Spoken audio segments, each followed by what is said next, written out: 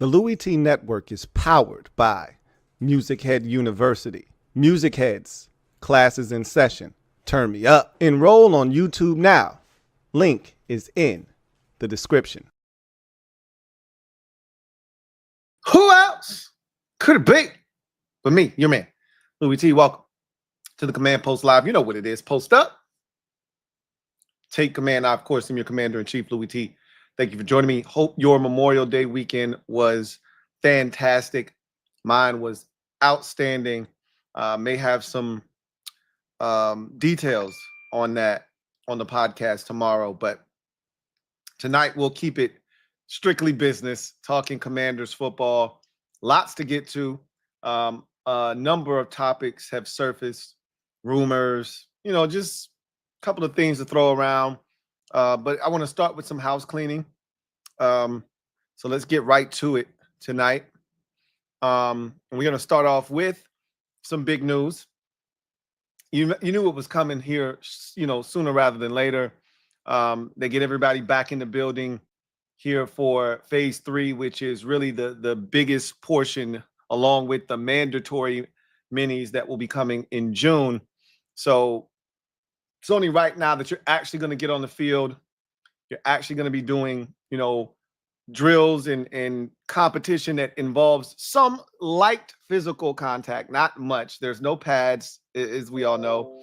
But the risk of injury and things of that nature, they ramp up in this final phase and into the mandatory minis. So it was only right that the Commanders inked their deal with their first-round pick, Josh Connerly Jr. That was done today. They posted the picture, as you see here in front of you, on their Twitter. And I'm assuming they did the same on IG. So now we are down to just one draft pick who is yet to sign. Hopefully we'll be getting some good information and news on that over the next couple of days.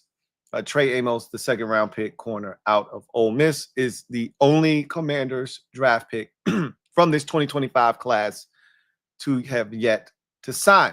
So 1 down or 4 down, 1 to go. All right. So that's the first bit of house cleaning. The next bit of house cleaning, a lot of jokes were made. A lot of ats were had when this move was made. Earlier today, the Commanders announced that they did, in fact, bring back defensive tackle Carl Davis. Now, I think this goes all the way back to when the team was doing their rookie minis. And if you recall, we were at 90 going into the rookie minis once you added in the undrafted guys that they brought on board. And I want to say it was 10 of them. They ended up cutting one of the safeties, right? Trey, whatever his name was, out of Oklahoma State. They parted ways with him. And they also moved on from, I want to say it was the tackle from Howard, I believe. Either way, they only signed one guy, Phillips, the Tyree Phillips, the offensive lineman that was drafted in the 3rd round by the Ravens and had bounced around between the Eagles and the Giants practice squad the last couple of years. So they kept him around, but they still had a spot available. Remember, I had said, well, maybe, just maybe, that means there's a chance that we could see something arise in the Gabe Taylor neighborhood. Obviously, that never surfaced. And that one spot that was available has now been filled by Carl Davis, the defensive tackle that, similar to what I used to do yesteryear with Casey Toohill and James Smith-Williams, but mostly Casey Toohill, when I would go off on tangents talking about what are we going to do? Put Casey Toohill at defensive end and edge rusher? Yeah, that's what they used to do, right? And, I went on a bit of a tirade because In our biggest game of the season, the NFC Championship game, Carl Davis played over 30% of the snaps, or something very close to it. If I'm not mistaken, he played like 32% of the snaps, or some nonsense like that in the game. Now, obviously, we had injuries. Deron Payne did not play in that game, and so we were compromised. However, it's never okay for Carl Davis to play 30 whatever percent. It's not okay for Carl Davis to be playing at all, first and foremost, but if he's going to have to play, it should be a very minuscule amount of snaps. That was not the case in the NFC Championship game. We got run over in that game. I don't think it was a coincidence that we could not stop the Eagles on the ground with guys like Carl Davis playing meaningful snaps. That said, they had a roster spot. They seem to have a soft spot for Carl Davis. There's no way in hell he's making the roster. He didn't make it last year, so I don't want to make it seem like this guy was a part of the team from the word go last year. Injuries allowed Carl Davis to weasel his way onto the roster later on in the season.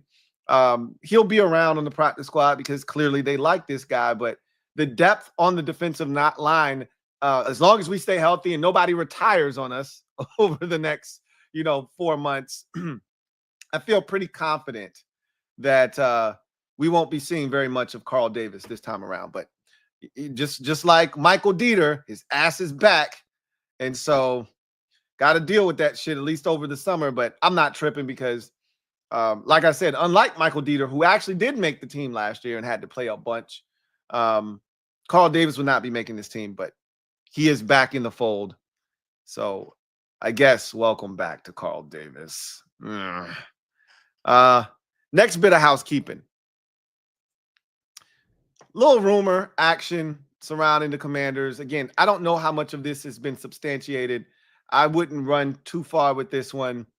And we're going to get, some resolution to this situation because the Dolphins have to do something by June 1st, or they're going to have to pay Jalen Ramsey an inordinate amount of money that they have no interest in paying him. So either he's going to be released or they're going to have to find a trade partner. Now, if the Dolphins are dead set on getting something for him, then they could eat the money that they have to pay just to hold on to him to ensure that they get something in the form of draft capital back in exchange for Ramsey. But, I mean, everything about this move, outside of the fact that we've heard rumors that the relationship between the Dolphins and and Jalen Ramsey has deteriorated to the point where there's no turning back. There's no, mending fences here. This thing is done. They're going their separate ways. It's just now, how is this going to go? Is he going to be released or is he going to be traded? Feels like he's going to be traded. Feels like it's going to be the Rams. We'll see what happens. It doesn't feel like it's going to be the Commanders, but, they're going to throw around names that could make sense. Our name's going to come up. Our name has come up in just about everybody this offseason, whether we need the guy or not. And so, I can't substantiate any of the rumors here. I haven't really heard us rumored to be interested in Jalen Ramsey. But I can tell you right now, I don't think we have any interest in Jalen Ramsey. I mean, if he's a free agent, if he gets cut and he gets to choose his next team and, they're interested in him, he's interested in coming here, I would be open to it, but by no means are we trading away any more draft capital.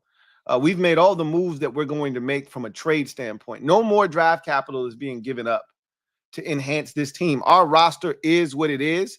If there's an addition to this roster that will have some sort of an impact, it will be a guy that is a free agent, someone that has been released from their roster when the rosters get trimmed down from 90 to 53, or someone that's already out on the street that's a veteran that this team can then reach agreement with and bring them on board. But by no means is this team adding any more pieces via the trade market. They've done that. They're not doing it anymore, at least not for this cycle, because we've already given up draft capital in the 2026 draft, right? You already don't have a second-round pick. You already don't have a fourth-round pick in the 2026 NFL draft. I can't imagine them giving up any more draft capital. If anything, they'd be looking to add draft capital, not give away more of it. So Ramsey doesn't make a ton of sense to me at the cornerback position. I think his best football at the cornerback position in particular has passed him by.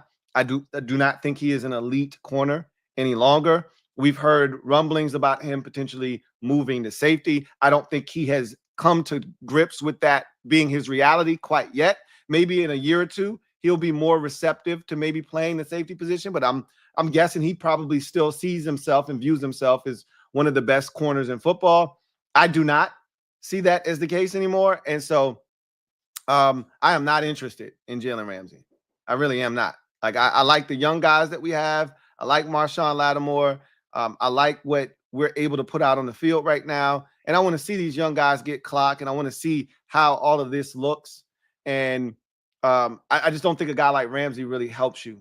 I'd be more inclined to see them go after it. Again, I don't see this being the case, but I'd be more inclined to see them go after an edge than I would a corner at this point. I don't think it's necessary. I think we're good, right? Got enough depth. You got enough versatility, guys that can play both inside and outside, and you got enough depth. I just don't see Ramsey as an option here in Washington. So if you're one of those fans who, are, sniffing around Jalen Ramsey, I'd tell you right now, you should probably look elsewhere, right? This doesn't feel like something that is going to happen, nor should it happen. I don't think this is something that needs to happen either. So again, if he were to be released and become available, and there was mutual interest, I would not be, I would not be against it.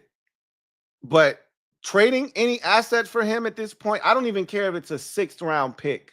I don't want to trade for Jalen Ramsey. I don't want to give away any more draft capital. That's not how we need to move. That's not how we need to continue to conduct business. We've done everything that we needed to do to bolster this roster from a trade standpoint with Laramie Tunzel and Marshawn Lattimore. So now, and look, knowing our GM, if we are to go off of last offseason, and again, this offseason is a little bit different because last offseason was his first here, and last training camp was his first here. So he was still, ridding this roster of guys that didn't necessarily fit nor belong.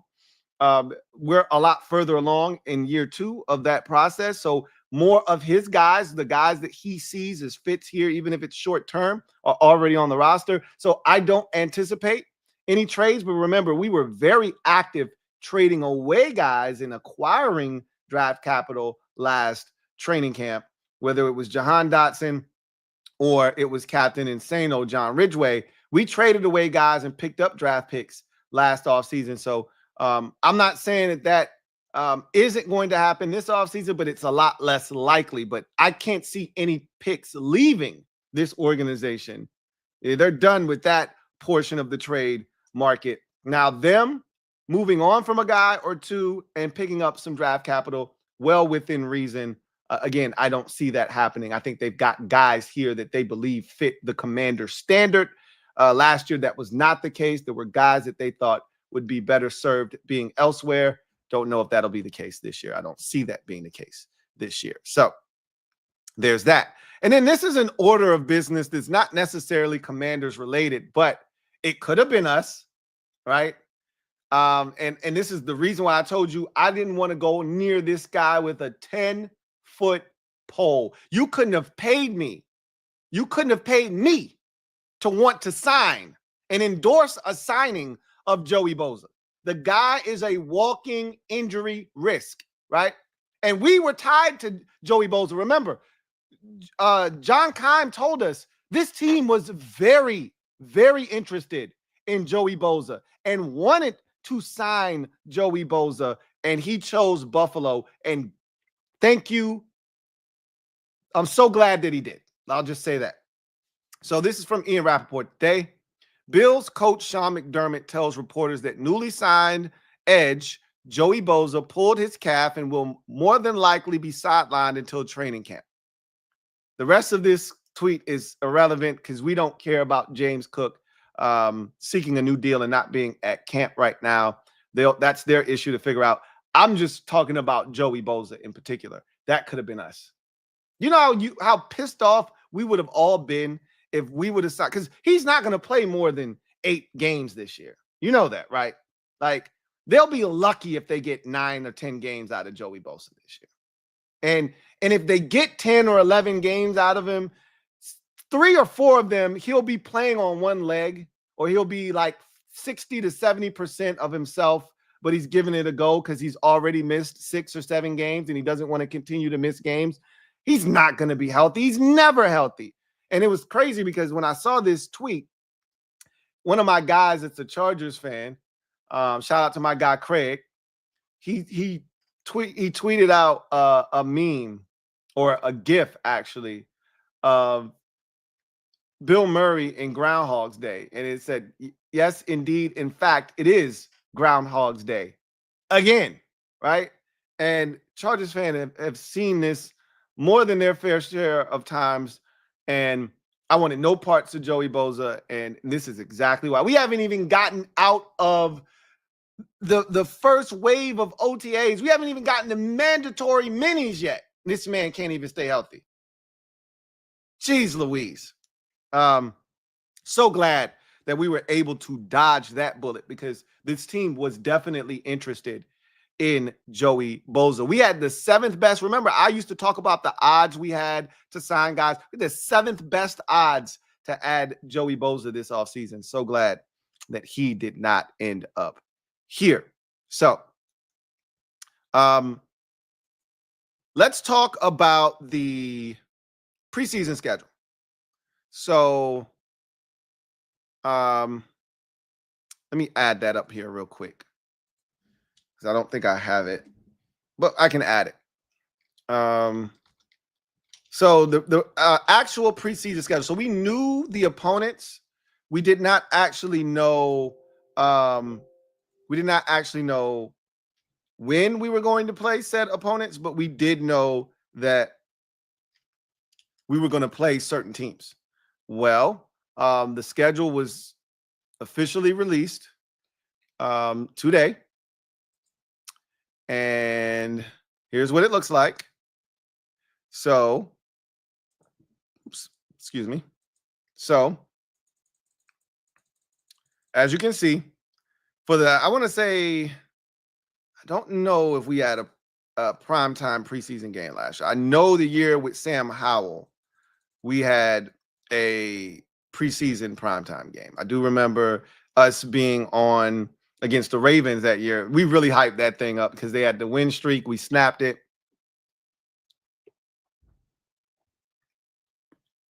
At that time, we had self-christened ourselves the Streak Breakers. And the Ravens showed up with the streak. We had to have it. We got it. We were excited.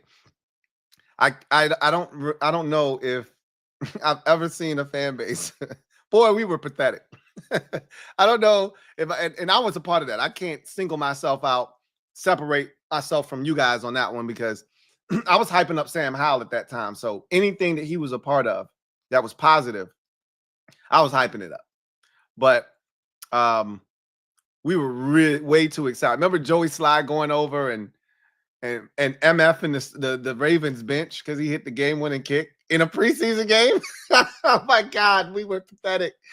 Lord have mercy. Man, I'm so glad those days are over. Wow. It reminds me of Dumb and Dumber when he says, "You're one pathetic loser. No offense." And he's like, "None taken." That's kind of us, right? God, we were one pathetic loser. And you know, that's when some other fan base that has some sort of sympathy for us, you know, chimes in and says, "Hey, no offense." And we go, "None taken." It's okay. We get it, right? But nonetheless, we do have a primetime preseason game. I mean, go figure. I don't think Jayden Daniels is going to play in that preseason game. I'm going to assume that they will practice jointly with the Bengals during the course of that week, and thus you will not. I don't think you're going to see Jayden Daniels in the preseason at all, to be perfectly honest with you. If he does play, it'll be like one series in that said Bengals game. He will not play against the Ravens in the preseason. And I wouldn't be shocked if he didn't play against the Patriots in the preseason either, because we've already heard that that's going to be a joint practice week with Mike Vrabel and company. So we'll see if he plays at all. If he does, it would be that game. But even if he doesn't, it's Monday Night Football's opportunity. It's Troy Aikman and Joe Buck's opportunity to talk about Jayden Daniels. And guess what? That was our only Monday night game last year. And they were talking about us very differently last year. Against that same opponent on the road, if you recall, Troy Aikman acted as if we were just going to show up and allow Joe Burrow to throw for 450, 4 touchdowns. Bengals were going to get their first win of the season. This was their coming out party. That was literally his words. He said something to the fact, and I'm paraphrasing, this is the Bengals' opportunity to get off the schneid, right? This is their opportunity to get their first win of the season, right? And he expected Burrow and them to roll up a bunch of stats and numbers on us. And look, we were awful defensively the first 2 weeks, so I get it, right? We were the worst third down defense over the first 2 weeks, historically bad. We were giving up almost 70% going into that week 3 contest. And the first possession of the game was a deep ball touchdown to Jamar Chase. I get it. But from that point on, Jayden Daniels showed why he's one of the best quarterbacks in the league, put on an absolute clinic, one for the ages. And I bet you that conversation in that week 2 preseason game on Monday Night Football will sound a lot different, even though the same 2 quarterbacks probably won't play at all, but will be the topic of conversation. I guarantee you that conversation sounds a lot different from the last time they saw these 2 teams on a Monday night. That's for sure. So looking forward to that game on a Monday night in particular, because the first game in the preseason and the last one aren't going to be, to me, all that entertaining. The first one, we'll just be excited, just off of sheer, haven't seen the fellas on the field. You're really excited just to see the burgundy and gold back out there on the field running around. So that's going to be exciting for the first 2 possessions. Now, I'm going to tell you, and I've said this already to you guys, this particular preseason, and we're going to have a full show on this as we get later into the offseason and closer to training camp, that I'm going to single out a bunch of guys. I went through the entire roster today. Again, I'm a nerd. I'm a geek. I'll tell you that all the time. And so I went through the roster for 2 different reasons today. One, I wanted to look at them in numerical order to see what numbers guys were donning, because I'm like, I want to put guys in better uniform numbers if I can. And there were some guys wearing 24, and I'm like, he's not going to be here. Why does he have 20? There was 2 guys that have 24 right now. I'm like, neither of them are probably making this roster. If Ja'Cory Krosky-Merritt don't get 24, what are we doing? But he may not want 24. He may want 32. And so who am I to tell him what jersey number to pick? But I just wanted to see what everybody's number looked like right now, and what numbers might come available after we cut this thing down to 53. And then I just wanted to see what we look like at every position. So I went ahead and sorted it by position just so I could get a feel for what guys we had. And then I also was doing an exercise that I'm going to share with you guys a little bit later on. As a matter of fact, we're going to talk about that here in a second. And so I wanted to look at that and kind of compile a list. And so in doing that, I looked at a lot of names that I'm going to be really intrigued and fascinated to watch play throughout this preseason. We've talked about it, right? All the rookies, right, that are going to play, you probably won't see a lot of, if any, of Josh Connerly Jr. They may throw him out there, but really, usually, as a complete unit, they are going to play the offensive line. Because we barely saw Marcus Mariota last year. I assume that that's going to be the case again. They don't need to see Marcus Mariota. It's going to be a lot of Josh Johnson and Sam Hartman. Hartman will play the bulk of this preseason, and there may be a smattering of Josh Johnson, but this is going to be Sam Hartman's opportunity to show what he can do. So he'll be playing a ton in this preseason. Just like how we saw Jeff Driscoll last year. We saw a lot of Jeff Driscoll early in the preseason and then Hartman a lot late. I think it's going to be a Sam Hartman show. And I think all of us would like to see what Sam Hartman's up to.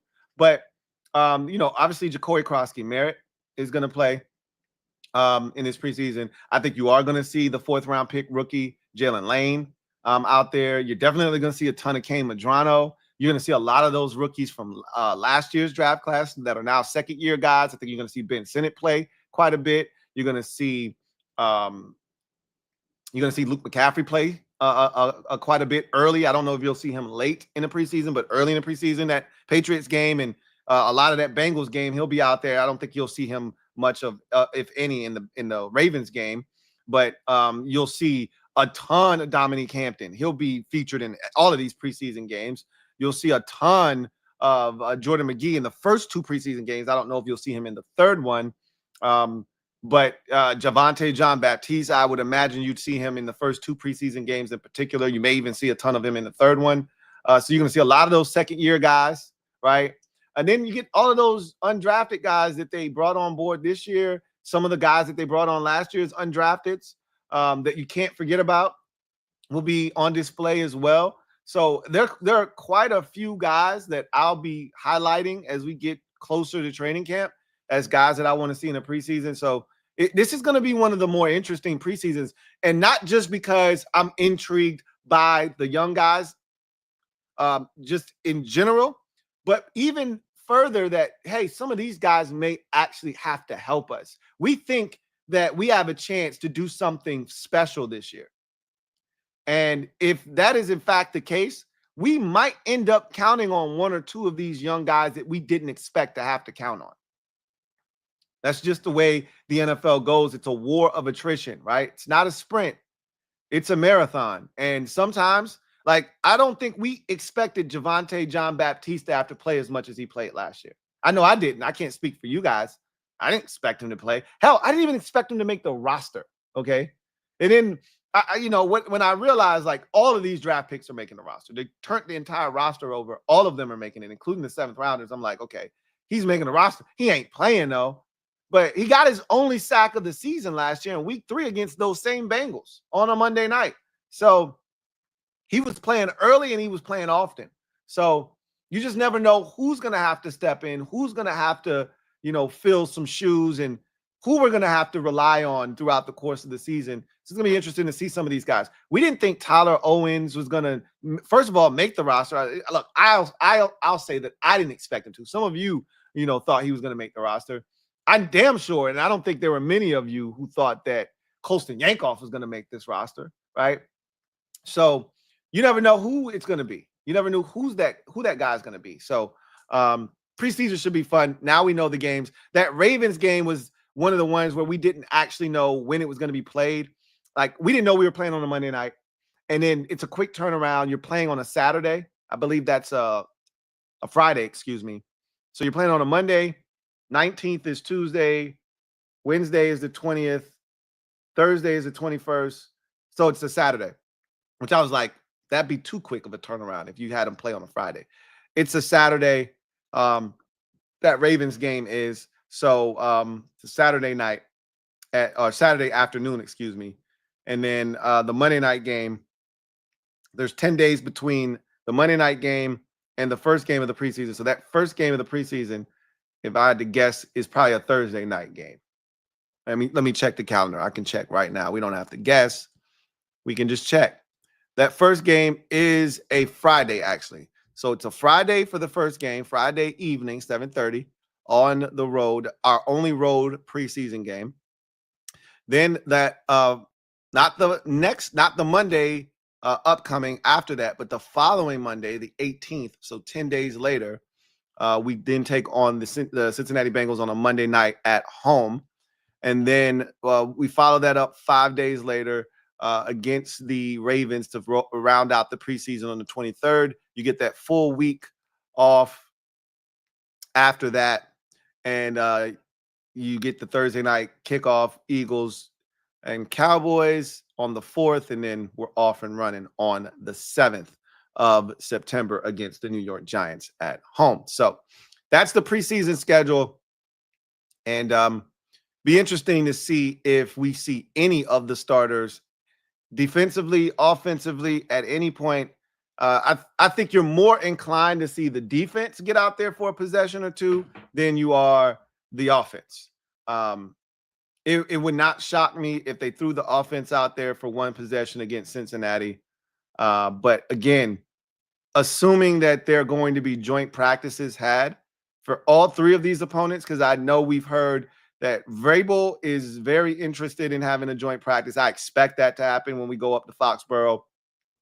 And John Harbaugh has also said that he would like to do joint practices the week of the third preseason game. Now, I don't know about Cincinnati. That's the one that I'm not quite sure about. So we'll have to see. But assuming that there are joint practices here as well, you may not see Jaden Daniels in this offense at all this preseason, which I don't think any of us are that torn up about. So, all right, let's now get to one of the main topics of discussion tonight. And that is an article that I saw on Hogs Haven.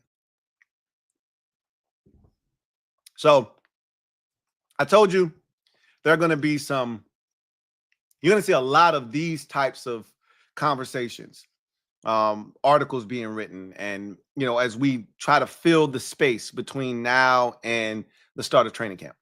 And I told you, I promise that I won't bring you any BS, right? If it's a conversation worth having, like the one that I did with Terry and Jaden, and where do they rank amongst wide receiver quarterback duos, I'm going to bring it to your doorstep. If it's some nonsense, I'll leave it right where it is, and you won't hear about it from me. You may see it, you may hear about it from others, you won't hear about it from me. If I deem it to be interesting, I'm going to bring it to your doorstep. We're going to discuss it. And even if you think it's stupid, then you can say, Louie T, you're tripping. I didn't need that, right? This is one of those articles, one of those conversations that I found interesting. Read the article just to kind of get where they were coming from, because I didn't necessarily agree with the names on the list. But nonetheless, the article on Hogs Haven was entitled 7 Commanders players on shaky ground entering 2025 OTAs. And we're heading into the pivotal portion of the offseason, right? These phase 3 mini camps, OTAs, which are still voluntary, right? They're still voluntary. You don't have to show up. Kirk Cousins isn't, in Atlanta they're voluntary. He doesn't have to show up. They can't find him. He doesn't have to be there. James Cook, not at the Bills phase 3. He doesn't have to be there, right? We'll get all the pictures. We'll get all the footage tomorrow of guys running out. You've seen other teams with their players coming out to the field for the first time in real active practices. That's what phase 3 is. So it really feels like the beginning of this thing kicking off. It's sort of the calm before the storm. Same with the mini camp in June, which is even more of a precursor to the training camp that we'll see, because that is involuntary. You have to be at those. If you don't show up for those, there could be financial ramifications. But in any event, you're getting into that time now where you got to start to show and prove. You got to start to separate yourself, show the staff, I belong here, right? And so here's their list of guys who they believe are the 7 players, Commanders, on shaky ground entering OTAs. So their 7 are as follows. Linebacker Dominique Hampton, 6th round pick from last year's draft. Safety Percy Butler, who is on the final year of his rookie contract. Tight end Ben Sinnott, one of 3 second-round picks from last year's draft at the tight end position. He was one of 3 second-round picks and in last year's draft, and he's one of 4 tight ends on this roster currently that were on the roster a year ago, I should say. Running back Brian Robinson Jr., who is also on the rookie last year of his rookie deal.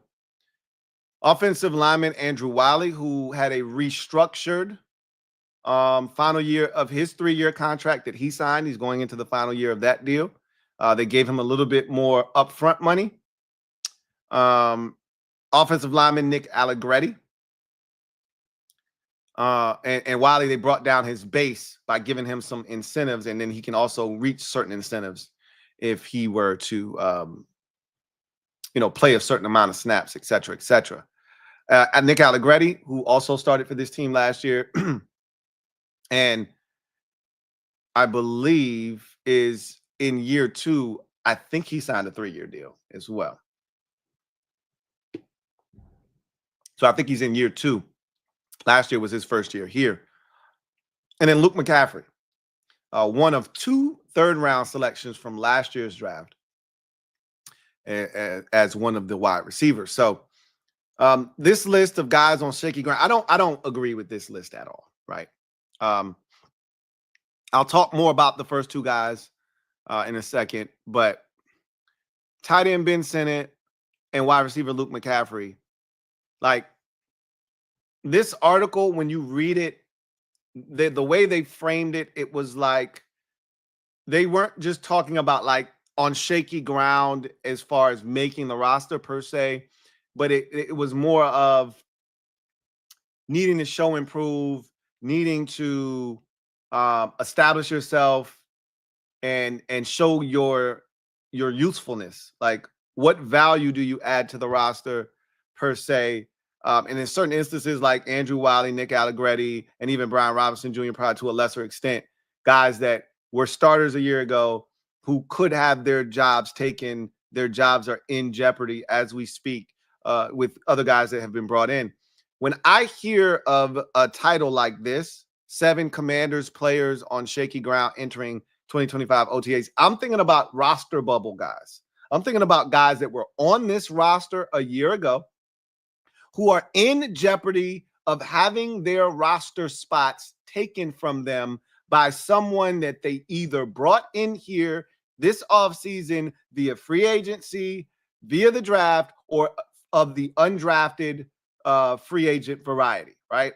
I'm thinking about a guy that might have been here last year that didn't make the team, but has continued to work, and they see more potential in that guy than they do in you, and they're going to move on, and they could potentially move on from you, right? When I hear about guys on shaky ground, that means your footing isn't solid at all. Nick Allegretti's footing is as solid as it gets. He might not start for us. Same for Andrew Wiley. He may not start for us, but those guys aren't going anywhere. Luke McCaffrey and Ben Sinnott are 2nd and 3rd round picks, respectively, from last year's draft class. They're not getting rid of those guys. To me, those guys don't belong on a list like this, right? And Brian Robinson Jr., you can love him, you can hate him. He doesn't belong on a list like this either, because even if they are head over heels for Ja'Cory Crosky-Merritt during this offseason and into the preseason, and he kills it, and they're like, yo, we got to get this guy on the field, Brian Robinson Jr. is still going to be a big part of our rushing attack, period. He may end up starting the season, and by the time you get to week 7 or 8, he's now splitting carries, and by the time you get to week 12 and 13, he may be getting a third of the carries, but he's still going to be a part of this run game. He's not going anywhere. So I didn't necessarily love their list, so I created my own, right? So this is what I think the list should look like. And, I love what first thing that caught my eye was 7. If I'm feeling listy and I want to start listing things, my lists are usually comprised of 7 items. This is no different. I saw the number 7. They had me at the number 7. Here's what my list looks like. Linebacker Dominique Hampton, safety Percy Butler, wide receiver KJ Osborne, running back Jeremy McNichols, offensive lineman Michael Dieter, offensive lineman Trent Scott, and edge rusher Cleland Farrell. I'll go over each one of these guys and why I think they are the top 7 Commander players on shaky ground entering the 2025 OTAs. So let's start with Dominique Hampton. All right. For me, once a group drafts you, and they may have a vision for you. And I don't know if the vision for Dominique Hampton all along was for him to make a positional switch and turn into a linebacker. But I think when they drafted him, they thought he was a better athlete than what they were getting. And I could be wrong about this. I think they thought they were, and the reason I mocked us, Dominic, remember, I had a crazy hit rate last year. I was getting 5th and 6th round picks. I had us drafting Jordan McGee. I had us drafting Dominique Hampton. I had us drafting Johnny Newton. I had us drafting Jaden Daniels. Like, I nailed way more picks than you're supposed to nail, especially after you get past the first 2 days of the draft, right?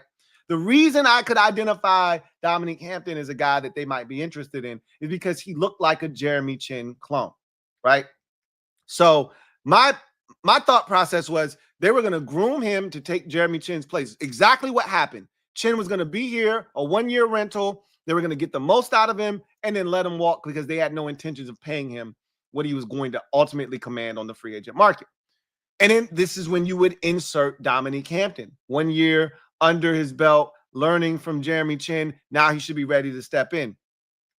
But I think last year they watched him and they said, athletically, he's not what we thought he was going to be as a hybrid, safety / linebacker. If that's the case, if his athleticism or lack thereof is going to work, he needs to just fully convert to being a linebacker, put on some more weight and become a linebacker. He'll be of better use to us. And then it will justify the lack of athleticism. At least he'll be in a bigger body and a bigger frame, right? Because he played the game physically with reckless abandon. So they're not worried about him having a, corner or safety or wide receiver mentality where he really doesn't want contact and he sees big guys coming at him and he doesn't want to take on blocks. He was a physical safety. So they feel like he's got the temperament to be a linebacker. Well, when you start seeing guys change positions, to me, it reminds me of what happened last year with Jamin Davis, right? When I start asking you to do different things you've never done before, you're one step from being out of the door. Because now I'm trying to find a use for you before I just discard you.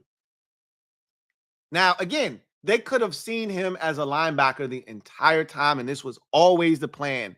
And he could be far from close to the door. But in my mind, the thing that should scare the hell out of a guy like Dominique Hampton is them adding Kane Medrano, right? Them adding, like, one of the positions that I said this offseason going into the draft that we weren't going to be looking at. I didn't even really study a lot of the linebackers in the draft this year because I just didn't expect us to take one, right? I knew about some of the guys early in the draft, maybe some of the guys that would come off the board in the second round, but I really didn't do any homework after that because I'm like, we're not taking a linebacker. There's a lot of positions that in a lot of directions we can go. Linebacker's not one of them. We're not taking a quarterback. We're not taking a linebacker. We're not taking a tight end. Those are 3 positions that off the top of my head, I was like, I know we're not taking any of those. We didn't take a quarterback. We didn't take a tight end, but I was shocked to see us take a linebacker. And if you're Dominique Hampton, that should make you uncomfortable. Because while, Bobby Wagner, this is probably it for him, right? My guess is he was so good for us last year, and we went so far last year. I just don't know if they're going to run it back again with him next year. This feels like it, right? But, even with him probably playing his last year here, you still got Louie, who's going to be here. And I think there could even be another contract for Louie after this one here in Washington. Excuse me. You still have you still have Jordan McGee. They signed the special teams ace linebacker, Nick Bellore, to a 2-year deal. So he's not just here for this year. He's going to be here next year as well, right? They brought in an undrafted linebacker, Ale Cajo. That should scare you too, right? Because you don't know what purpose. I think he's literally here to take over Nick Bellore's spot when he's no longer able to do it. Remember, Nick Bellore is 35 years old. So what if Nick Bellore falls off a cliff this year? Well, Ale Cajo can take his spot next year, right? So that feels like more of a 1-for-1 switch right there. Swap out. But you never know. It could easily be Ben Nickel, who they see as the next special teams fiend. If there's no more Nick Bellore, you don't know what their thought process is. But again, that's another linebacker that wasn't here a year ago. Like, they spent a lot of resources on linebacker from undrafted to a drafted guy, right? So you got Jordan McGee coming back. You have, Kane Madrano being added. He's going to make this team. And you got Nick Bellore coming back. You got Bobby Wagner coming back. You got, you got Frankie Louvu. Jordan McGee is in the mix if I haven't already mentioned his name. Like, there's a lot of guys here. And if you're Dominique Hampton, they spent a draft pick on you last year. That gave you a redshirt year. You made this team despite not dressing except for one game last year. You dressed in one game. Every other week you were inactive. This year, you have to show them that you deserve to make this roster. You don't get a pass this year. You're not a part of the draft class this year. So you have to earn your keep now. They may cut you and bring you back on the practice squad, but that means you're one step away from just being discarded altogether. That's what you don't want. To me, he's on shaky ground because you had to make a positional switch, and now you got to show and prove. There are other guys that have played the linebacker position for a much longer period of time who are better athletes in the case of Kane Madrano, who have not played the position that long, but he still played it longer than you. This is going to be your first full season playing the linebacker position. So for all intents and purposes, you're behind the eight ball from an experience standpoint, and you got to go out here and show you belong, right? So I think he's on shaky ground because of the additions to the linebacker position, just bringing guys back, drafting a linebacker, and then bringing in another one, two undrafted linebackers. If you add Cam Arnold from Boston College, two undrafted linebackers. So again, they're not necessarily threatening you, but they are putting you on notice. That whole competition shit that they talk about is real at linebacker. You got to show and prove. Safety Percy Butler. I've been talking about Percy all offseason long as a guy that they could potentially be looking to push out the door, right? We've had this conversation about Percy. Now, they've moved on. The safety position, if outside of defensive line and offensive line, both trenches, if you were to go to the next position that is going to look different, it would be corner and safety, the defensive backfield, right? Going to look vastly different than it did a season ago. So there's no more Defoe, right? He's gone. There's no more Jeremy Chin. He's gone. In comes Will Harris, right? A lot of people are looking at Tyler Owens because of his size, and his athleticism and saying he could be the next big thing, right? Now, I just don't know if he's ready for that yet. This preseason, he's one of those guys we're going to be watching very closely to see how much better he got as a defensive player, because to me, he was so far away from being someone that could help you as a defender when we brought him in as a UDFA. He was so far away, like 2-3 years away from someone that could help you. I don't think he's closed that distance and that gap that rapidly in that short of amount of time. I think he's still a guy that they just are absolutely going to love on special teams and continue to love in that role. However, it's not Tyler Owens that should worry you if you're Percy Butler. He was on the roster last year, right? So he's not the threat to you, because if you look at the safety position, it's Quan Martin, obviously.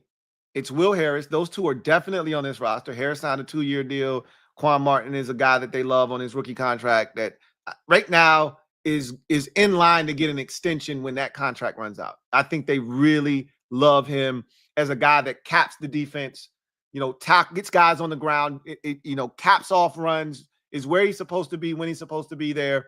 I think they would like him to attack the football a little bit more, but for just being where you need to be, I think they really appreciate Quan Martin for that, right? So those two are locks, right? Jeremy Reeves, lock, right? One of the captains of this team, special teams fiend, he's here, right? So that's 3. Tyler Owens isn't going anywhere. All right, that's 4. Undrafted guy, came in, made an impact on special teams. And if nothing else, if he can't do anything for you defensively, you know he's going to be a fiend on special teams. So that's 4. Percy is that guy that's supposed to be one of the first safeties off the bench. If they go to a 3 safety look and they want to add a guy onto the field, Percy would be that guy. He was that guy last year, especially early in the season, right? Well, the results were mixed at best. I'm being nice to Percy. The results were mixed at best when he was on the field. I'll never forgive him for that first game against the Eagles, a check down where we blitzed Jalen Hurts on a 3rd and like 7 or 8. He checks it down to Saquon. Percy comes. That was Percival, right? Comes screaming up to make the tackle. He's running 210 miles an hour, and Saquon just turns around and he gets a piece of Saquon, and it's like he just flicked a fly off. Like, okay, get off me. And he just goes flying by, barely gets a piece of him. He runs for like 20-something yards in a first down. And that kind of opened the floodgates, if you will, for them to run off like 14 straight, unanswered points or whatever, and ultimately, win that game. But I'm looking at McDaniel, right? Robert McDaniel. That's the guy that he should feel threatened by, that they brought in here as a UDFA. And also, don't sleep on Ben Nickel, another guy that is going to have tremendous. First of all, they brought him here strictly as a special teams guy. Ben Nickel knows nothing about playing defense. He's a special teams player through and through.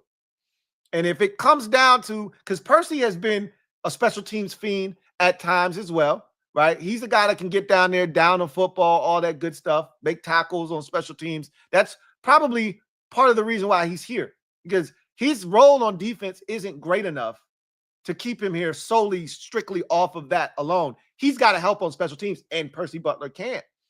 But so can Ben Nickel. So can Robert McDaniel, more likely than not. And if Robert McDaniel, and this is going to be the key, if he can show the athleticism that they're looking for, the versatility that they're looking for, and then this is the part that he's going to have to ace. If he can then win over special teams coordinator L to the Izzo and get him to say, hey, look, if it's between Percy and McDaniel, give me McDaniel. Because Percy's on that last year of his deal, right? If I'm the Commanders, I'd rather have a guy that I have control over for the next 3 to 4 years in an undrafted guy in Robert McDaniel than worried about holding on to Percy Butler. I cut Percy. He got 1 year left on his deal. If nobody signs him, we can bring him back on the practice squad. Same thing with McDaniel. Obviously, he's undrafted. But you're more inclined to lose McDaniel if he plays well in the preseason, because there were other teams that probably looked at him and said, hey, we're interested. And he chose Washington. So, again, I think Butler's going to be here, but I think he's in danger, right? He's one, like, remember what happened last year? It could happen to him. But instead of it just resulting in him being, the 5th safety, it could result in him being off the roster altogether. Remember what happened to Defoe last year? Defoe got hurt. It was him and Defoe battling for who was going to be that 3rd safety, the first guy off the bench. Defoe got hurt in training camp. Percy then jumped him, and he never got his spot back. He could barely get on the field, could Defoe. Something like that happens to Percy Butler, he could be in danger of missing his roster. Now, remember, I also need to make this clear, which is why I think Percy's going to be here. They kept 6 safeties last year. I keep forgetting, and I had to remind myself that we kept 6 safeties last year. The number usually is 5 at safety. We kept 6 last year. And I had to keep counting over and over again because I'm like, did we keep 6?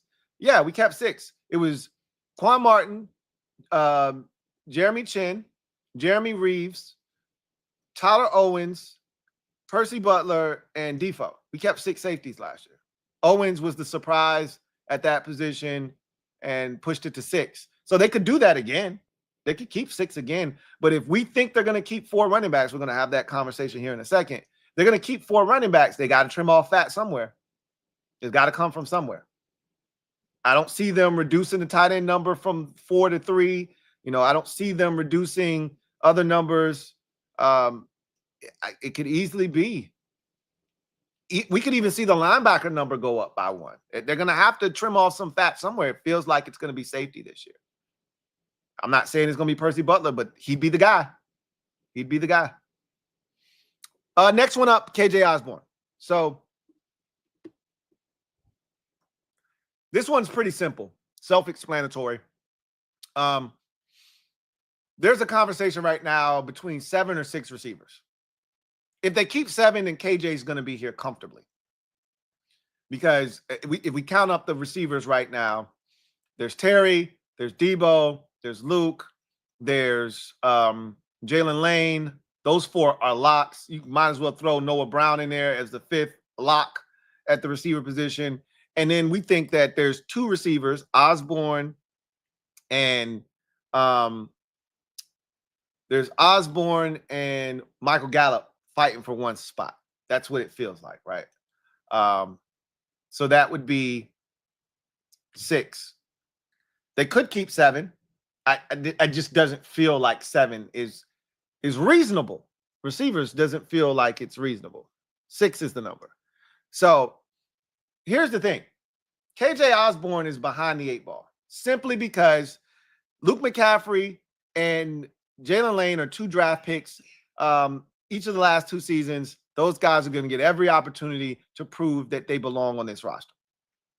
Terry McLaurin is a foundational piece here. He is one of the best receivers in the league. He's also one of the best players on this team, both on the field, off the field. He's not going anywhere. Debo Samuel, 1-year rental, but he's going to be here in 2025. All right. So that's 4 guys. And then Noah Brown gives you something that you don't really have on the roster, size. And he was really productive for us last year. And he plays special teams if you need him to in a pinch, even though I don't think they're going to ask him to do that. And he blocks really well in the run game. So that's 5, right? So the reason your back is up against the wall if you're KJ Osborne, despite being here last year and having a leg up because you got to digest some of the playbook, they know Michael Gallup. They brought Michael Gallup out of retirement for a reason because they had experience with him in Dallas. They know Michael Gallup, the competitor, right? DQ likes competitors. He would not have brought Michael Gallup here if he did not think that Michael Gallup wasn't a dog-ass competitor and couldn't play, right? Now, again, Michael Gallup might not make this roster, but if it's a tie between Gallup and Osborne, it feels like the tie goes to a guy that they're more comfortable with, that they know in Michael Gallup. So Osborne right now feels like the guy that could be the odd man out. Because as of right now, what purpose do you serve as a 5'11 wide receiver? What do you bring to the table? If you're KJ Osborne, you better show the ability to return punts. That's what you need to do. You need to show the ability to be the backup punt returner in the event that something goes awry with Jalen Lane. There needs to be someone else here. That was what Jamison Crowder ultimately did last year to solidify his spot. We knew Jamison could help us as a receiver. We know KJ can help us as a receiver. But guess what? So can the other 5 guys help us at receiver. So we don't necessarily need you for that. It's nice, and Jamison Crowder played a role at receiver at times last year. The second Philadelphia game, the Saints game, he was huge in some of those games, right? But the reason Crowder carved out a niche for himself and was a guy that they felt like they had to keep is because if anything happens to Olamide Zaccheaus, which he had the little meltdown, the mini meltdown against the Steelers, they could go to Jamison Crowder. And that's what they ultimately did. And so KJ Osborne better show that he can return punts. I don't know if he's done that since college, but that's his ticket to sticking around here and maybe winning a tie between he and a Michael Gallup or someone of that ilk if they're going to keep 6, not 7, right? But 5 of these receiver spots, assuming health, feel like they're locked in. And if they're keeping 6, and I think the number is 6, feels like 2 guys are fighting for 1 spot. KJ Osborne and Michael Gallup. And to me, if it's a tie between those 2, feels like Gallup wins the tie. But we'll see. Jeremy McNichols, running back that I won't disrespect ever again. Last year, I was very disrespectful and very dismissive of Jeremy McNichols. I I simply thought that Jeremy McNichols was nothing more than a camp body when they signed him last year. And that couldn't have been further from the truth. McNichols is a guy that they absolutely love on special teams. And DQ also raved about how this man stayed ready last year. Whatever they and DQ was 110% spot on. There were so many examples of Jeremy McNichols being ready for his opportunity when his number was called. Jeremy McNichols, I equate him to an NBA veteran. If you watch game 3 of that Pacers-Knicks series, when's the last time you saw Landry Shamet get off the bench? I was talking to my buddy the other day. I said, Shamet, man. Shamet, man. He came off the bench and gave them some critical minutes, did Landry Shamet, because Jalen Brunson was in foul trouble pretty much the entire game. 4 fouls in the first half, picked up his 5th foul early in the 4th quarter because he barely played in the 3rd quarter. And Landry Shamet had to give them some big minutes. That's what an NBA veteran does. He stays ready. He may not get his number called for 14 straight games, but if they call his number on that 15th game, he better be ready to go in there and do what he's been called on to do. That's Jeremy McNichols, right? Like, we didn't see Jeremy McNichols touch the field on anything but special teams the first 2 weeks of the season. Like, he didn't touch the field. I can't recall him touching the field once on offense in the first 2 weeks. Then Austin Eckler gets hurt in that game, if you recall, against Cincinnati. He gets his first of 2 concussions on the season. And McNichols has to step in. One of the most critical plays of the game, McNichols doesn't even know what to do. He doesn't know where to line up. Jaden's like, just stand here and pick up the dude in the A-gap. He's like, bet, I could do that. Ran up there and body dropped the damn linebacker, gave Jaden just enough time to get that thing off the Terry to put the game away. 38-28 or 38-26. So he was ready. The next week, no Austin Eckler, no problem. McNichols steps in. I think he has 2 touchdowns in that game against Arizona. Had the big run for the touchdown down the left sideline. Had another touchdown run late where they called him for that stupid bogus-ass taunting penalty when he didn't even do anything. He was huge in that game. Right? Had the big 4th down catch against the Atlanta Falcons on a Sunday night late in the season to help us clinch a playoff spot. 4th down catch. He stopped short of the 1st down sticks. Makes a guy miss and then drags a guy, right? He's tackled a yard short. He drags and fights and stretches and gets a pivotal 1st down. We go down and score a touchdown on that drive. He was massive this past season. Yeah, a lot of people have recency bias. The last play that you remember with him was the fumble in the NFC Championship game, and a lot of you turned on him. I did too. I was pissed. I'm not going to lie, but I acknowledge all the good. He did a lot more good than bad. They love this guy. They love this guy. Absolutely love him. He scored a touchdown in the, like, of all the guys they could have put in, they could have put Eck in the game. They put in Jeremy McNichols down by the goal line. They could have put Brian Robinson back in the game. He had already scored a touchdown earlier. They put Jeremy McNichols in. They trust him. And he scored a touchdown. He stretched the ball over the plane after Terry had the 4th down conversion to push that lead out. Like, they trust him. I'm not going to disrespect him. But what I am saying is, are they keeping 4 or are they keeping 3? That's the only question I'm asking. Because if it's 3, they're not cutting JCM. They're not cutting Bill. You know that. And Eckler and Brian Robinson are going to be here. So if it feels like it's 4. It really does. Because they love McNichols, not just McNichols, the offensive play. They love McNichols, the special teams play, and we saw that last year too.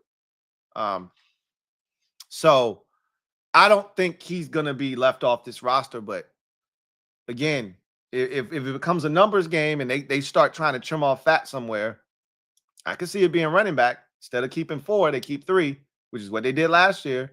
And McNichols might be the guy that ultimately, ends up having to be on the practice squad, if not snatched up by another NFL roster.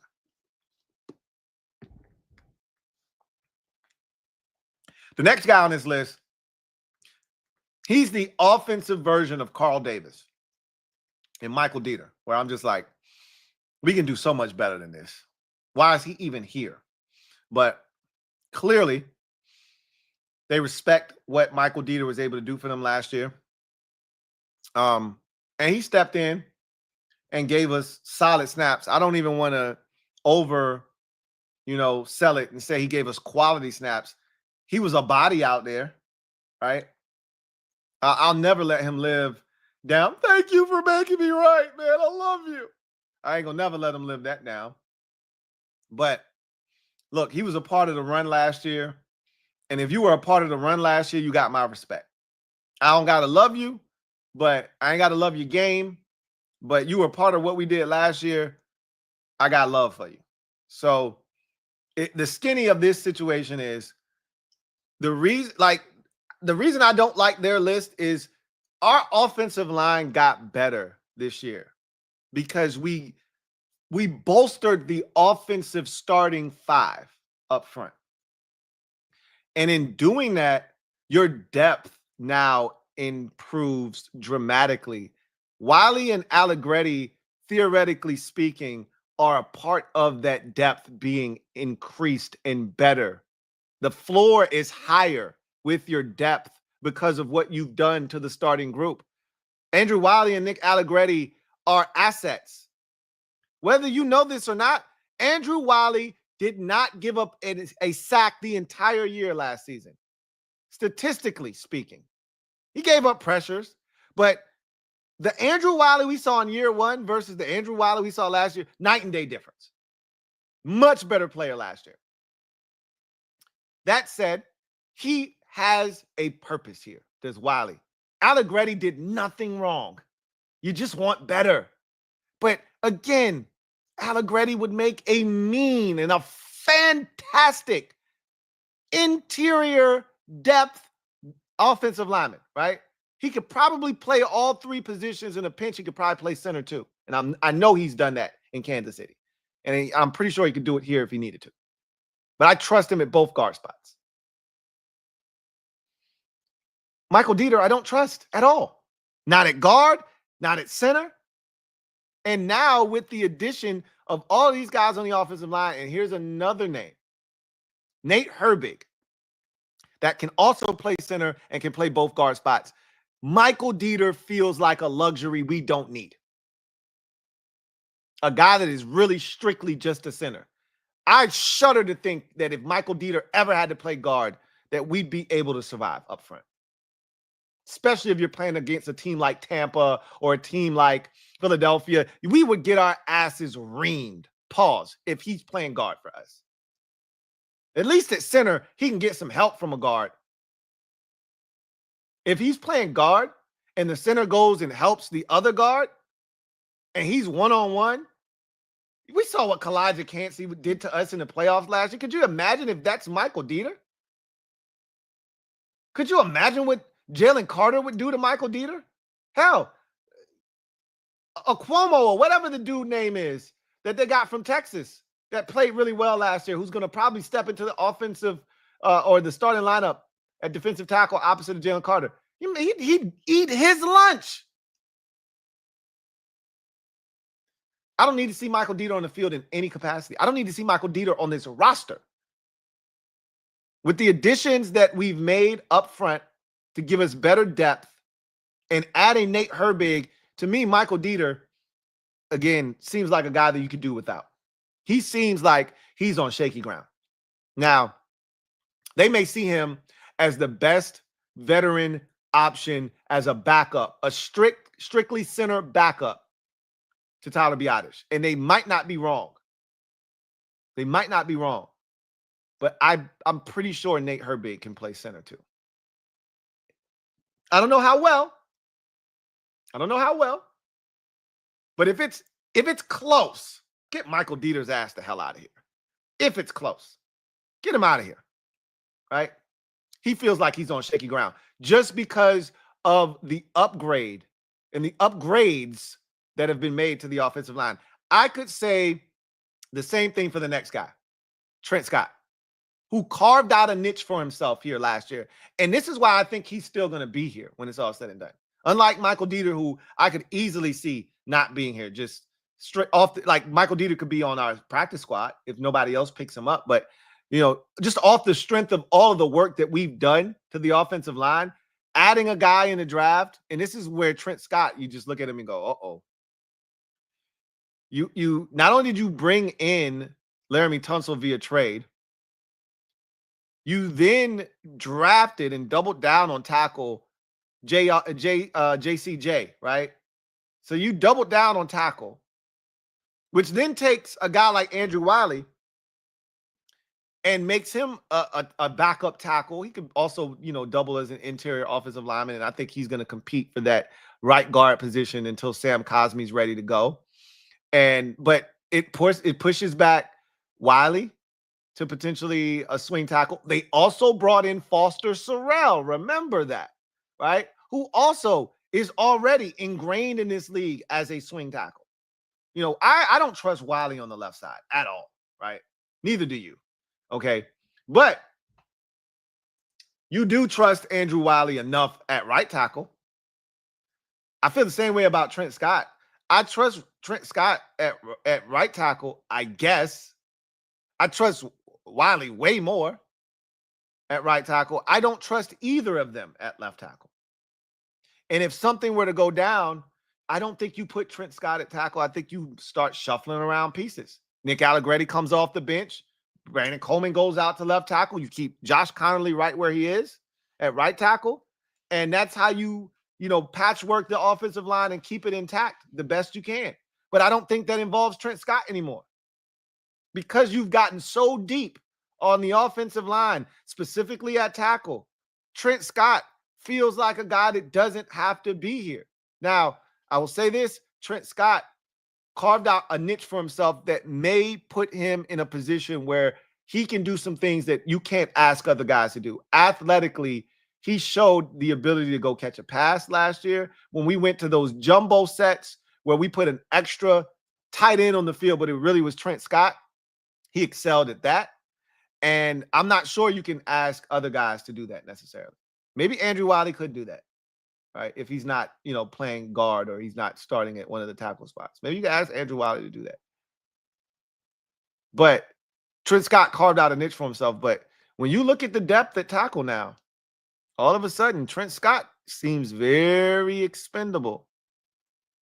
I wouldn't be shocked if he's not here, but until he's not here, I'm just going to assume that he is. But unlike their list where they got two guys that are going to be integral parts of this offensive line, no matter what they're starting or not, I'm looking at two guys that are all of a sudden expendable because of the depth that has been created, because of the upgrades made. Here are two names that were here last year that easily could be expendable this year. They feel like they're on shaky ground.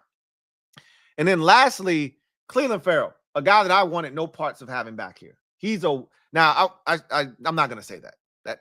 That's mean, and it's not fair to Cleveland Farrell because he does serve a purpose. Good veteran leadership, a guy that works extremely hard in the weight room, good, locker room, great locker room guy. He checks off a lot of boxes if you're a coach and you want good guys on your roster. That said, I said after last year, I want as many good guys on the roster as possible, but I don't want good guys on the roster at the expense of guys that can actually play and help. He was constantly injured. He barely practiced last year. He was a non-factor in most of the games he did play in. They started him only in namesake. You equate him starting to an NBA big that's only playing 15 to 17 minutes. He starts the game, and he might start the second half, but you're not going to see him much more thereafter, right? He'll play 8 minutes in the first quarter, maybe 7 minutes in the third quarter, but he's not playing any of the second quarter. He's not playing any of the fourth quarter when you need him most. That was Cleveland Farrell for us.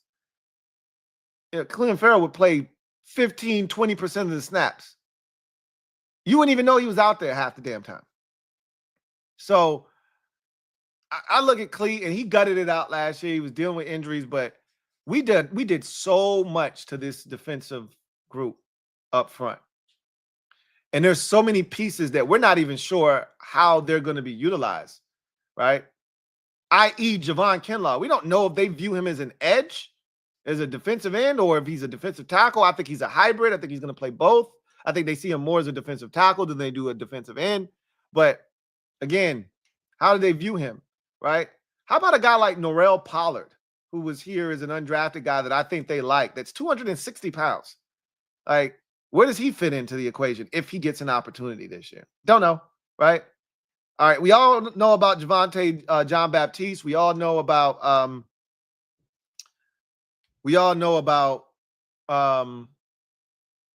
other guys like, Dorrance Armstrong, Jacob Martin that they brought in here, Dietrich Wise, right? Which I feel like is the Cleveland Farrell replacement, to be honest with you. So to me, like, this is why Cleveland Farrell feels, and then don't forget, and this is a guy that I really like and think he played well for us, Jalen Holmes. They re-signed him as well, right? He's another tweener hybrid defensive tackle at like 280 pounds, 85 pounds. He's a hybrid end/defensive tackle. Like, where does Cleveland Farrell fit into all of this? You brought back Jalen Holmes. You signed Dietrich Wise. You brought in Jacob Martin. You still have Javonte John Baptiste. You still have Dorrance Armstrong. Where does Cleve fit into all of this? That's 5 guys I named before I even got to Cleveland Farrell. Where does he fit into this equation? To me, they brought him in here to compete. And in the event that one of these guys that I just mentioned doesn't pan out, can't stay healthy, whatever the case, they already got Cleve on file. They already got him on deck, and they don't have to go out here looking for somebody. But by no means does Cleveland Farrell feel like a guy that should feel comfortable here. He was a part of the problem last year, I feel like. From a pass rush standpoint, from a run-stopping standpoint, he's a part of the problem. He wasn't taking guys and driving them 2 yards into the backfield and disrupting runs as an edge setter. He wasn't blowing up tight ends. He wasn't winning immediately, getting into the backfield against the run, right? He was a guy that just did his job. Stand up the tight end, stand up the tackle, but he wasn't getting off and making a tackle. He sure wasn't getting any pressure on the quarterback. So, I just, like I said, I see Cleveland Farrell as much like I do Michael Dieter and potentially Trent Scott, maybe Scott to a lesser degree. I just see Cleveland Farrell as the guy that's expendable at this point with all the moves that have been made to upgrade. And again, I think last year you were able to keep more edges because you didn't have as many defensive tackles that you loved. This year, it's, again, what do we consider Kinlaw? Don't know. Right. But even if he's counting towards edge, well, that hurts Cleveland Farrell. If he's a defensive tackle, that's going to add to the defensive tackle number that we think is a solid number that might be exceeding the number that they kept last year. Right. Because it's a deeper group. Right. With Kinlaw addition and the addition of Eddie Goldman. And obviously you got Deron coming back, and you have Johnny Newton in year 2. And that's 4 guys right there, if I'm not mistaken. I thought Sheldon Day played well last year. He's back in the mix. And so they just brought Carl Davis back, which I didn't care for, but that's just another body that they clearly like. So Cleve feels like a guy that could definitely be on the outside looking in, but we'll see what happens with him. But so this is my list of the 7 guys that I feel like are on shaky ground. But an interesting conversation nonetheless, started by Hogs Haven with their article. I just didn't agree with their 7. Here's my 7. I think my 7 makes more sense than their 7. So last thing I want to mention tonight, and then I got one comment and then we'll get out of here, is Terry. Obviously, we don't know if he showed up or not today, because today was check-in day. Tomorrow is actual practice. So we'll find out tomorrow. The media will be there. We will get reports on what guys look like tomorrow. And tomorrow will be a busy day because we'll be getting, our social media feeds will be just inundated with all of the guys and gals that we follow that do a tremendous job covering this team, from Nikki Javala to John Keim to JP Finley to Ben Standig, and all of the rest of the people that cover this team. They'll be out there. They'll be giving us updates. And the first thing that we'll find out is if Terry McLaurin is showing up. That'll be one of the first things you'll wake up to tomorrow. And my guess is he's not showing up. And that's okay. Like, it's not a big deal. We've already had this discussion. You know, if this is a legitimate holdout, which it probably is, then they'll get this done. We don't need to fret about this. We don't need to worry. This will get done. Okay. But we'll find out tomorrow if it's legitimate or not. Okay. So that's the last thing there. Anyway, I digress. Jose Garcia, stand up. You, my friend, are the newest member of the MOBB. Mob, you know what to do. Show Jose some love. Welcome him with open arms. Show him what it's like to be a member of the MOBB. Welcome to the squad, Jose Garcia. My guy, Jose, thank you for the super chat. Greatly appreciate you. Thank you for being a member of the MOBB. Who writes, T, you're not wrong on Percy, but they'll keep him for depth. No, not for running backs. I'm not saying you're wrong about them keeping 4 running backs. But I will tell you, it's not out of the realm of possibility. I wouldn't just assume that they're going to trim off fat at the running back position. Again, I don't want you to estimate, Jose, how much they love Jeremy McNichols, how much they appreciate his grit, his toughness, his tenacity, and his ability to stay ready. You ain't got to get ready if you stay ready, and Jeremy McNichols stays ready. Could they treat him like Chris Rodriguez last year? DQ praised, lauded and praised Chris Rodriguez is part of the reason they brought him back, because he stayed ready despite, not consistently having a role as one of the running backs. But anytime they called his number, he stayed ready. McNichols could stay ready from a distance, but I'll tell you this much. It feels more like McNichols is going to be right here on this roster, because and the reason they went with McNichols over Chris Rodriguez is because McNichols plays a mean special teams. I can't stress this enough. Chris Rodriguez doesn't. So that's the biggest difference. So Percy, I think Percy's going to be here. I mean, let me just say that. I do believe he's going to be here. But it wouldn't shock me if they had to trim off fat at a position that they kept more guys at last year. If that position was safety, they kept 6 last year. It wouldn't shock me in order to keep 4 backs, or in order to keep an extra linebacker, which they didn't do last year. In order to make that happen, it wouldn't shock me if they trimmed off some fat at safety, right?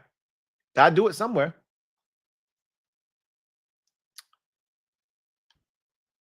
But I do agree with you. I think Percy's going to be here. I don't agree that they're going to keep 3 running backs. I think they're going to keep 4. DCJ, thank you for the super chat. Greatly appreciate you. My guy, DCJ, writes, what's good, Lou? What's going on, DCJ? Long time. It's been a while. Says, I'm biased like us all about JD5, but also I need to see it again. Last time we had consistent winning from 87 to 91 and 98 to 2000. I truly think we got the tools for success.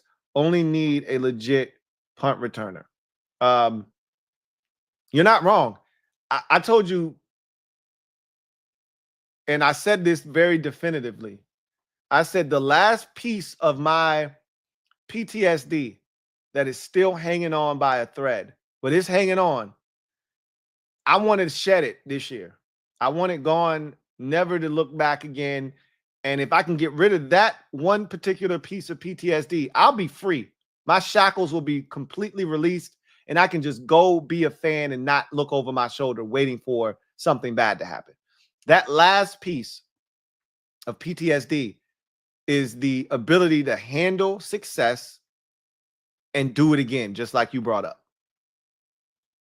I've seen this team have success. Now, it never has looked like this, with a stable organization, with a tremendous front office, with an excellent coaching staff, and a superstar quarterback like the one we have. I've never seen that, ever. You've never seen that as a fan. The closest you've gotten was Joe Theismann. And again, I don't want to disrespect Joe Theismann. That man won a league MVP. So he was a star in his own right. But this looks different, right? This Jaden Daniels looks different. And again, I'm not the one to be able to make that statement. So, take it with a grain of salt, because I didn't watch Joe Theismann in his prime here in Washington. But they had the right coaching staff, obviously, in that era. And they clearly had the right front office with Bobby Beathard. So it's very similar, but it feels a lot different with Jaden Daniels and what he can potentially do. But Theismann was a dog back in the day. So I got to stress that Theismann was an MVP. And so that's probably as close as you're going to get. We haven't seen, again, Joe Theismann hasn't graced the field since 1985. So if we're talking about Joe Theismann, we're talking about 40 years ago. The last time we had this conglomerate of things set up for success. Now, can we duplicate the success and then take that next step this year? The biggest thing is, hey, just get back to the playoffs. Would I love to win the division, be the number 1 seed, number 2, all that good? Yeah, hell yeah. Win a home playoff, all that. I want all of that. But just make the playoffs again. We haven't done that since 91, 92. Just make the playoffs again. Like, it's not good enough to just have a winning record. We did that, back-to-back years, winning record in 15 and 16. 9-7 and then 8-7-1. I don't give a shit about that. We didn't make the playoffs in 16. I'm trying to actually do something we haven't done here since 91, 92. That's make the playoffs 2 years in a row. We got all the tools, all the ingredients. We got all the parts that we need to make it happen. Now we just got to go make it happen. And again, handling success is something that the best organizations in this league, the best teams in this league, the best staffs in this league, they do seamlessly. We don't have those discussions in Green Bay. We don't have success discussions in Baltimore, even though they don't have as much success in the postseason. Regular season-wise, we don't have those discussions about the Ravens. Hell, I know you don't want to admit it. We don't have those discussions about the Eagles. We just don't. Those teams, nobody questions whether the Chiefs are going to make the playoffs, ever. Are they going to win the Super Bowl? We want to establish ourselves as one of those outfits where you don't question, we're still a part of which one of these teams isn't going to make the playoffs. We're in that discussion, right? Because we came out of nowhere. We are supposed to be in that discussion, rightfully so. We burst onto the scene last year, and as quickly as we burst onto the scene, we could exit stage left. It's the NFL. It's a league built for parity. The Giants could be us this year could be us from last year. Who's to say? Right? Or the Vikings from last year. Who's to say? The Bears could turn into the Vikings from last year. We don't know what's going to happen. I ain't worried about nobody else. We just need to worry about ourselves. Take care of what we got to take up. And the thing I love is the last time we had, I don't even want to, it's a joke that we even called that success back in 2020 when we won the division at 7-9. But unlike that group that started talking shit like setting the record for the most combined sacks and, Chase Young shooting Chipotle commercials and going on Family Feud during OTAs and not showing up, and Montez Sweat opting to not show up, big timing us and shit. You could see that their heads got big. You could see it. You knew what was about to happen. This group ain't like that. This group is hungry. They got to taste success last year, and they want all of it this year. And our quarterback is as locked in as it gets. I don't worry about that dude, man. I don't worry about any of our guys, to be honest with you. We got a good group of dudes. that can actually hoop. So I feel good that we're going to finally break free, or at least me, I can't speak for y'all. I feel like I'm going to finally break free from my PTSD that I've been holding on to for far too long. I feel like the time is now for me.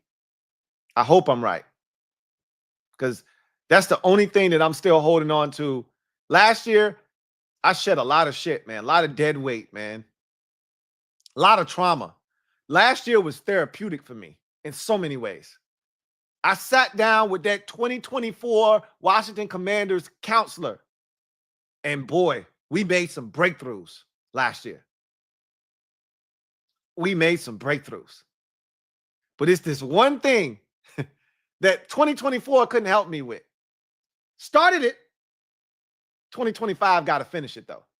And that's me seeing it happen again.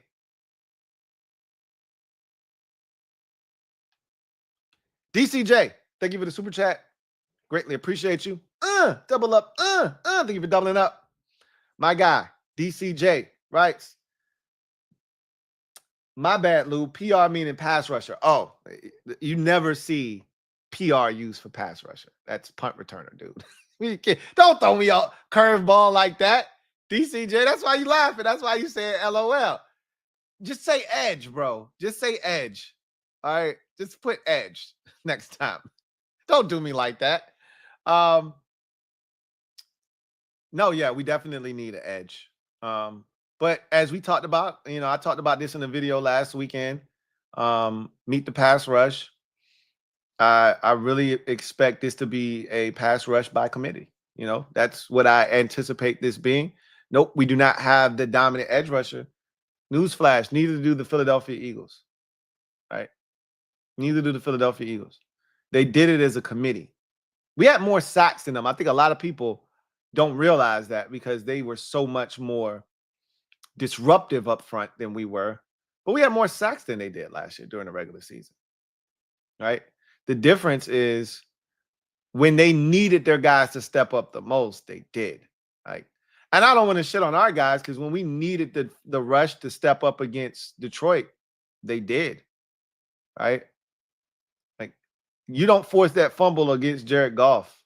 If Dorrance Armstrong doesn't force it, we don't win that game, I don't think. That interception, that pick six, that was pressure. That's why that ball sailed.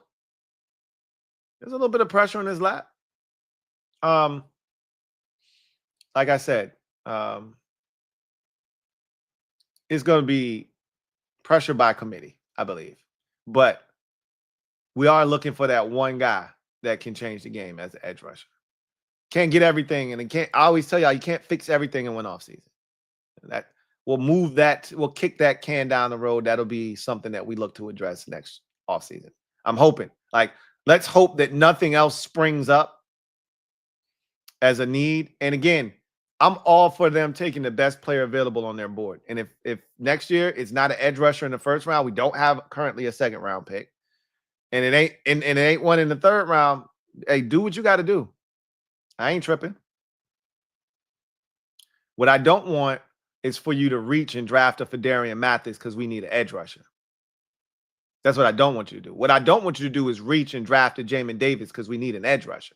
That's what I don't want you to do. That's what none of you should want us to do.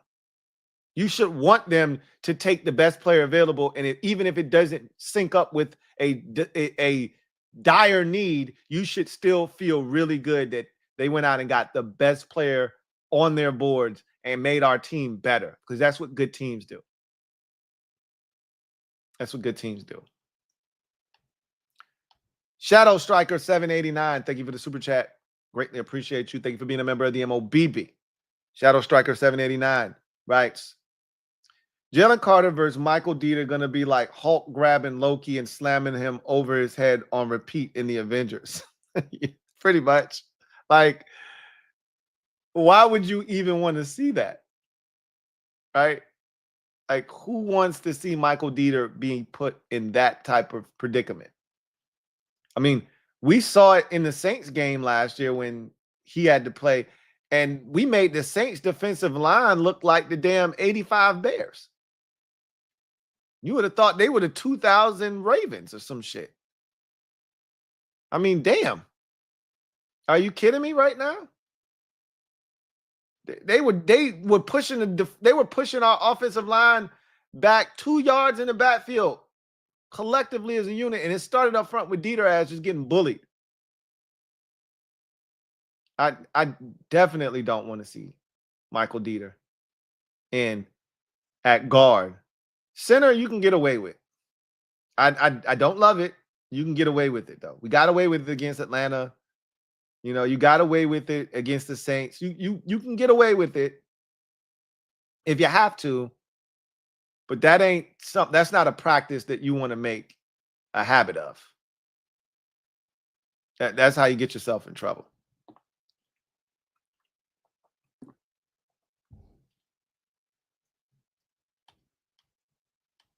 DCJ, thank you for the super chat.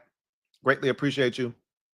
My guy, DCJ, writes, my bad, ran out of letters to type, LOL. It's all good. You can't be confusing me like that. It's all good. But my fam was bugging over the schedule. I had to remind them who we are. Skins is up. Schedule is favorable except the final stretch. Long as team health is solid in JD5. I agree with you. Like, our schedule isn't daunting. It's tough, but so is everyone else's in the division. And I'll take it a step further. We technically have the easiest schedule of any of the 4 NFC East teams now. I would argue it's Dallas, but still, technically speaking, because Dallas has to play us twice, and we won 12 games last year, and we have to play them twice, and they only won 8 games last year. I believe it might have been 7. I think they won 7 games last year. That makes their schedule tougher than ours because of the difference, even though they played third-place teams from a season ago. I.e. the Jets, for instance, instead of the I think we got the Dolphins, right? And obviously the Eagles have the Bills. The Giants get the Patriots. Like, they got stuff like that, right? That they should be able to take advantage of. You know, we play Seattle. They get to play Arizona. They should be able to take advantage of Arizona, but we'll see. But technically speaking, their schedule is tougher than ours because we all play Kansas City. We all play the Chargers. We all play the Raiders. We all play the Broncos. Right? We all play the Packers. We all play the Vikings. We all play the Lions. We all play the Bears. So, you know what I'm saying? It's a tough schedule for everybody, but ours is doable. Ours is doable. And I agree with you. As long as health exists and we don't get attacked at a specific position with you know, injuries and things of that nature. And like you said, as long as we got 5, man. I got 5 on it. As long as we got 5 on it. I take my chances every week. I take my chances every week. I watched this man take a group of guys last year that had no business winning 12 games, let alone making the playoffs. And not only making the playoffs, but winning 2 playoff games. We scored 45 points in a playoff game last year on the road against a number 1 seed with De'Ami Brown as our number 2 wide receiver. Let that shit sink in for a second, man. He was our number 2 receiver.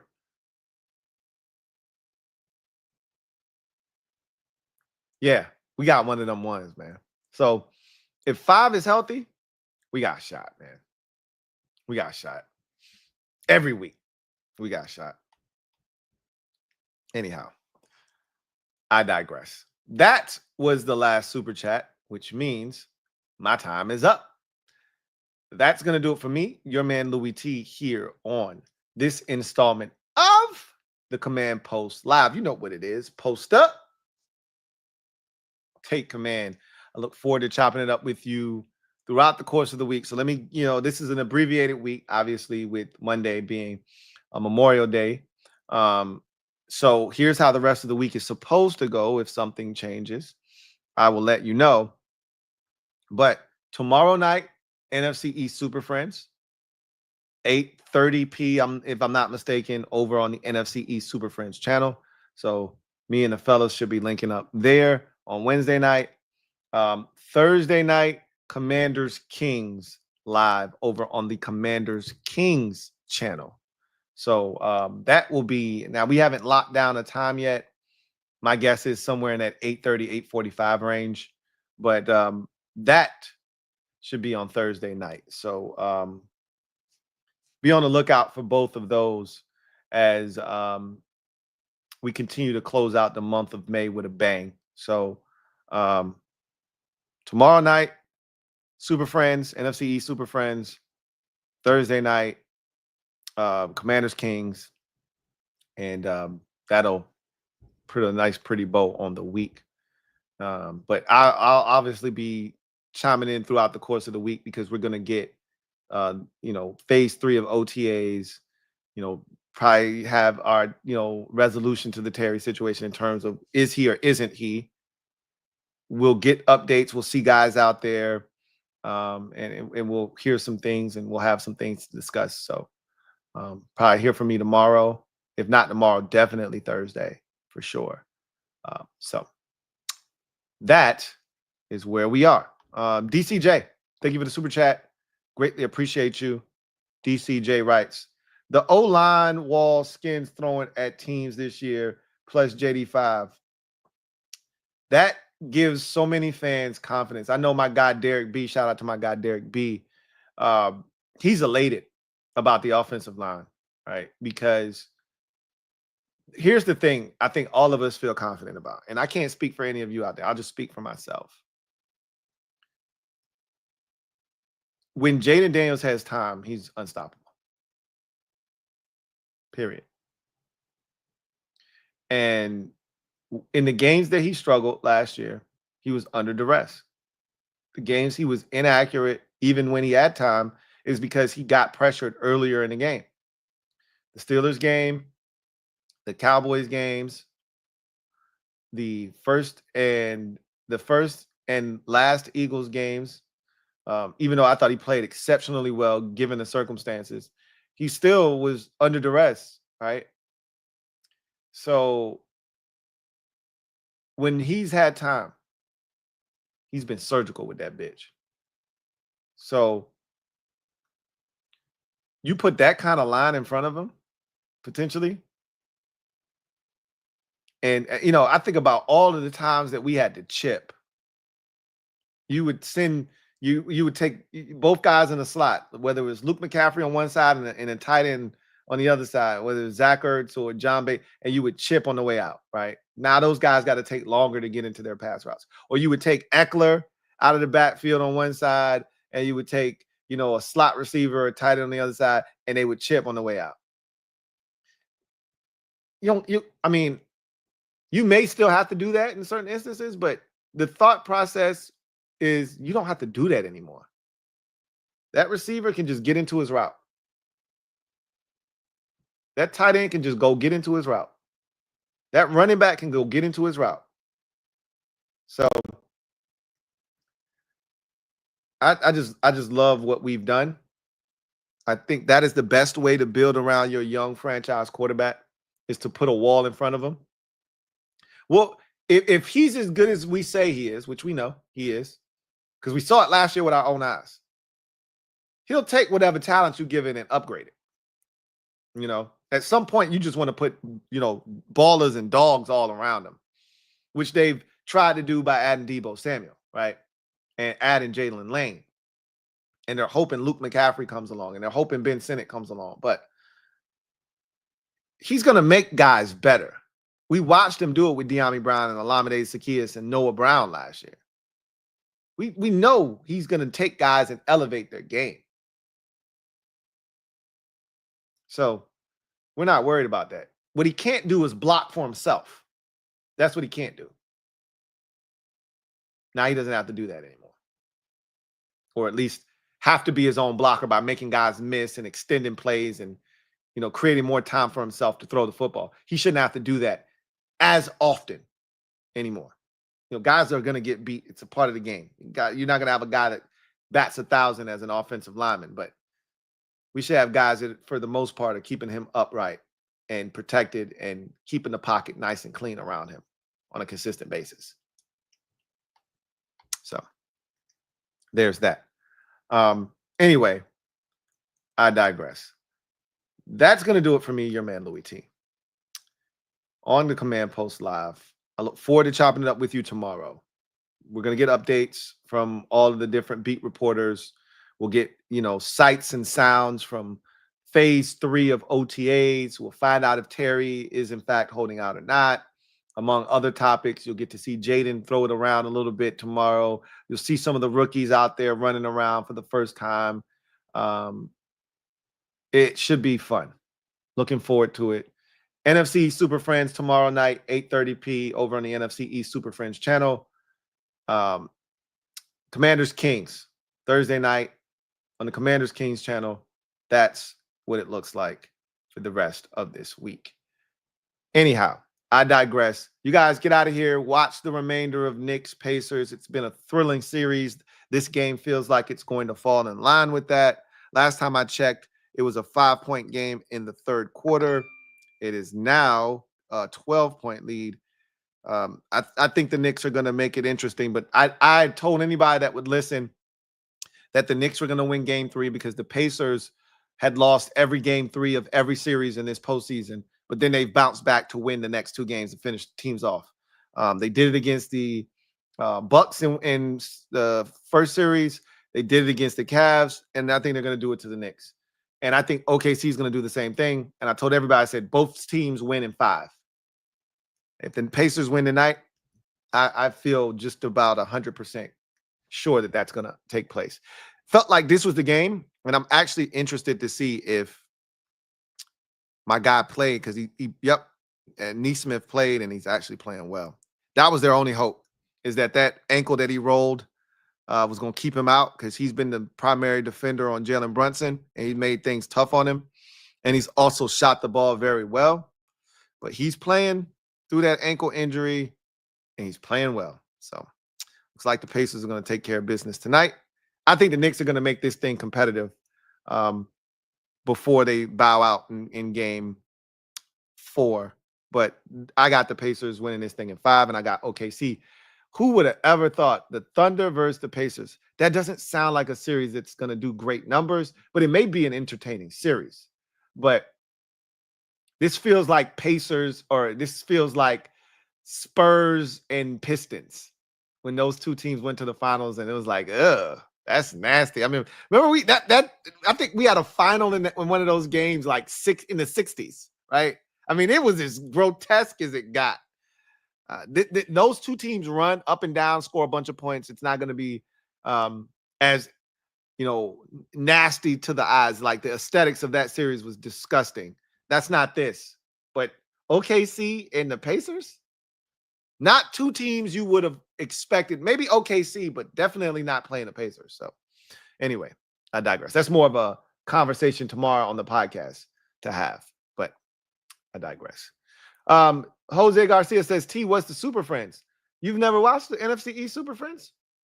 Now, it's not for everybody. I will say this, Jose. It's not for everyone, but it's a round table of 4 NFC East guys, 1 from each team. I represent the Commanders. Lloyd Brunson represents the Philadelphia Eagles. Bad Dog Sports, my guy Bad Dog, represents New York Giants. And Law over at Law Nation Sports represents the Dallas Cowboys. We come together to form the NFC East Super Friends. We go on live. We talk shit. We chop it up. We talk about the happenings of this division. We can't stand each other's teams, but what we do make sure we do is we represent not only our teams, but our division. Like, we talk shit about each other. It's just like family, right? I always tell them this is family business, right? You don't let nobody come in here and disrespect the family. Like, we get to Sundays and we're rooting for the Chiefs to beat the Eagles. We're rooting for the Chiefs to beat the Cowboys, right? But we're not going to let no Tennessee Titans fan come in here and be talking shit about our division. You sit down and you shut up. We run this shit. And No season feels more like the NFC East running shit than this year, because we got this division as the most, standalone primetime games, and they're going to be on quite a bit. So that's what the NFC East Super Friends is all about. Talking shit, repping your squad. It can get a little contentious. That's part of family business, though. So if you haven't checked it out, check it out. Yes, that's what it's called on YouTube. NFC East Super Friends. Somebody drop the link to the Super Friends channel in the comment section for him, so he can click on that, go over, subscribe, and be ready to rock and roll tomorrow night. Anyway, I digress. Y'all get out of here. See you guys tomorrow. I got the podcast coming out tomorrow. Probably going to have a Washington show more likely than not, because of all the happenings and activities that we will be privy to, with OTAs phase 3 kicking off. And then obviously Super Friends later on that evening, tomorrow night. And then on Thursday night, you're going to get Commanders Kings. So y'all take care. Enjoy the rest of the night. Enjoy the rest of the basketball game. And I will see you tomorrow. Adios, mañana. Peace.